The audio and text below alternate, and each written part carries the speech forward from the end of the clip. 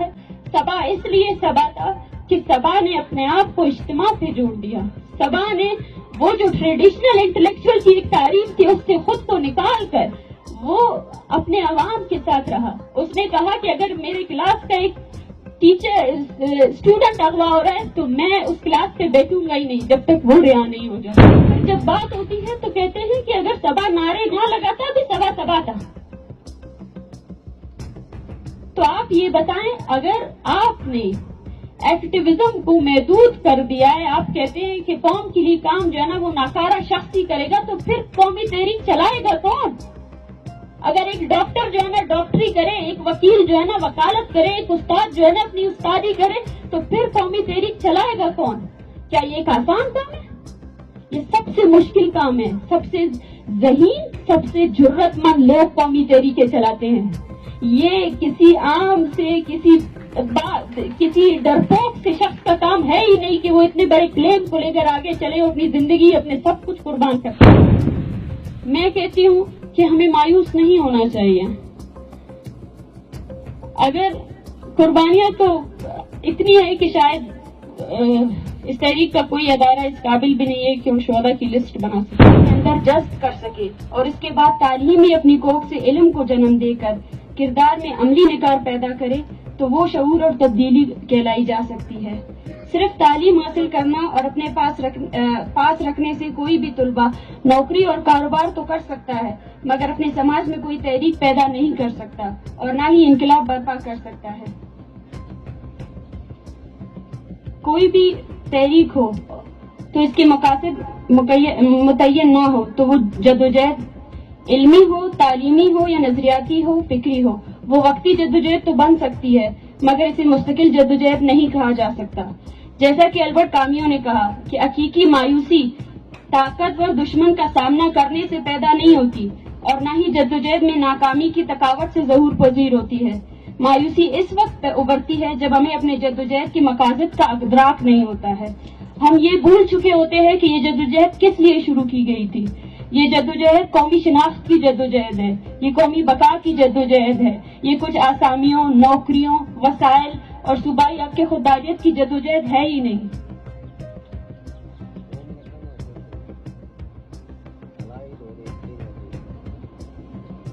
قومی تحریکیں اشرفیہ اور طاقتور لوگوں کے بجائے عام لوگوں کی جدوجہد سے بنتی ہے. وہ لوگ جن کی ہر سوچ اجتماعی ہے اور وہ اجتماعی سوچ کی بنیاد پر بولتے ہیں اور اپنے قول کو عمل میں تبدیل کرنے کی جرات رکھتے ہیں. جیسے گرامشی نے کہا کہ قبضہ گیر ریاستیں تشدد اور معاشی استحصال کے ساتھ اپنے اداروں کے ذریعے ریاستی نظریے کو محکوم اقوام پر تسلط کرتے ہیں, اور ایسے سماج میں انقلاب لانا مشکل ہو جاتا ہے جہاں محکوم حاکم کو حکمرانی کرنے کا اقدار سمجھتا ہو. مگر سوال یہی ہوتا ہے, آج کل ایک ایسے سازش میں بلوچ طلباء کو ڈالا جا رہا ہے کہ ہمیں یہ کہا جاتا ہے کہ بلوچستان کے مسئلے کا حل تعلیم ہے. کون سی تعلیم اور تعلیم کس کے لیے؟ کیا پروفیشنلزم قومی خدمات کے برابر ہو سکتی ہے؟ ہمارے جدوجہد کے اہم مقاصد کیا ہیں؟ قومی جدوجہد سے کمپرومائز کرنے والی قوتیں کون سی ہیں جو نام نیاز قوم پرست پارٹیاں بنا چکے ہیں, جو نام نیاز قوم پرست تو کہلائے جا سکتے ہیں لیکن انہوں نے قومی اصل مقصد اور اصل قومی شناخت کے بجائے کچھ وسائل کو ہی قومی جدوجہد کا نام دے رکھا ہے. بلوچ قوم کو ہر اس دھوکے کو پہچاننا ہوگا, سوال کرنا ہوگا کہ وہ کون سے مقاصد ہے کون سے مقاصد ہے کہ جس کی وجہ سے ہم یہ جنگ لڑ رہے ہیں. ہماری قومی شناخت کی جنگ ہے اور ہمارے آباء و اجداد اور ہزاروں شہیدوں نے اپنی جان کی قربانی اس صوبائی حق کی خودداریت اور چند آسامیاں اور اس تعلیم کے لیے نہیں دیے جو آج اس تعلیم کے لیے ہمارے نوجوان جو اس لیے پڑھتے ہیں کہ وہ کل کو ایک اچھے ڈاکٹر بن جائیں, وہ ایک اچھے وکیل بن جائیں, اپنے پروفیشن میں ان کا نام ہو, وہ ایک اچھے استاد بن جائے, وہ ایک اچھے لیکچرار بن جائے, اور کل کو اگر انہیں ایک پروٹوکول چاہیے تو وہ جا کر سول سروس میں CSS اور PCS کر کے اپنے آپ کو علاقے کا سب سے معتبر اور سب سے تعلیم اور شعوری انسان ثابت کرنا چاہتے ہیں.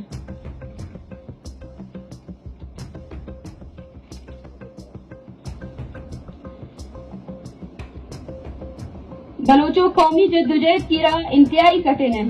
इसमें बेपनाह कुर्बानियां देनी पड़ेंगी और ये किसी भी इंसान की कुव्वत का काम है ही नहीं कि वो अकेले इनकलाब ला सके। तब्दीलियां हमेशा, इनकलाब के लिए हमेशा अवाम की जरूरत होती है, कौम की जरूरत होती है।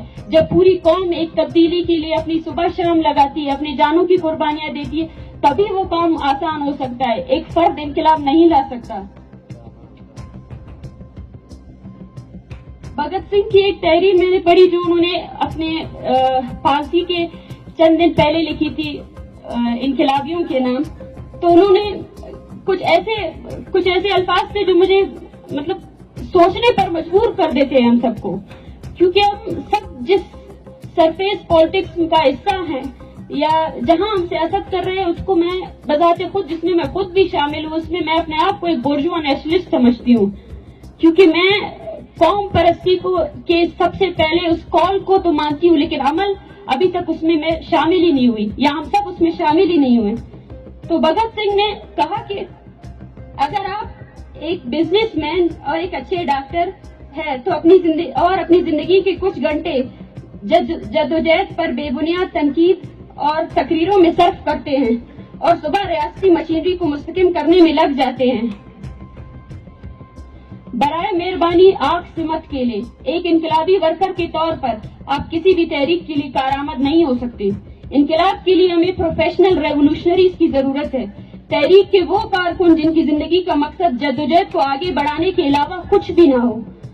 तहरीक के लिए जज्बात काबिल कदर हो सकते हैं, मगर तहरीकें मुस्तकिल मिजाज कारकुनों की मुसलसल जद्दोजहद मुसीबतों को सामने करने और बेपनाह कुर्बानियों से कामयाब होती है।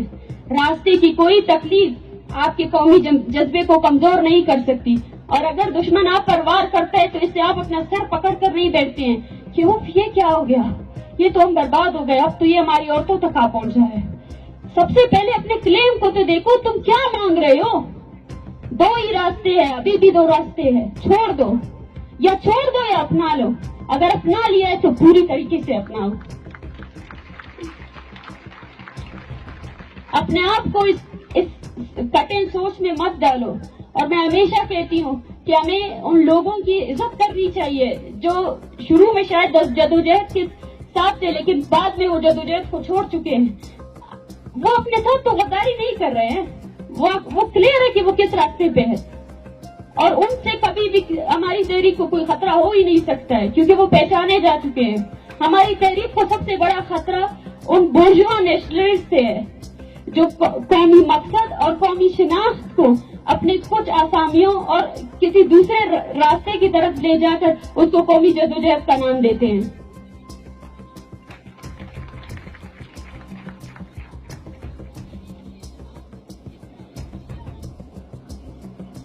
हमारे वसाइल हमारे कौमी हीरोज है, वो किरदार है जिन्होंने अपनी जिंदगियां बलोच कौमी तहरीक के लिए दे दी। लेकिन सवाल ये उठता है कि क्या हमने उन किरदारों को, उनकी शख्सियत को पढ़ा है। हमारे लिए सबसे बड़े दर्सगाह यही किरदारें हैं, इनको पढ़ना चाहिए कि इन्होंने क्यों हमें विरासत में कौमी तहरीक दी, या कौमी शिनाख्त की जो जंग है वो यहाँ तक हम तक पहुंचाई। आज तीन जो किरदार है, अगर हम उनको ही पढ़ ले तो, या उनकी जिंदगी को देख ले तो शायद हमारे लिए बलोच तहरीक को समझना आसान हो जाएगा। सबसे पहला किरदार सबा दश्तियारी का है। सबा दश्तियारी की उस पर ग्रामशी की वो बात याद आती है कि एक तरफ ऑर्गेनिक इंटेलेक्चुअल्स है और एक तरफ ट्रेडिशनल इंटेलेक्चुअल्स है। ट्रेडिशनल इंटेलेक्चुअल्स वो है जो अपने आप को इज्तिमा से अलग समझते हैं, जो अमल से दूर रहते हैं, जिनका सारा फोकस कॉल पे रहता है, जो अपनी दानिश से हर पार्टी को, हर आने वाले शख्स को ये बोलते हैं कि जानता तो मैं हूँ और ऐसा नहीं, ऐसा होना चाहिए।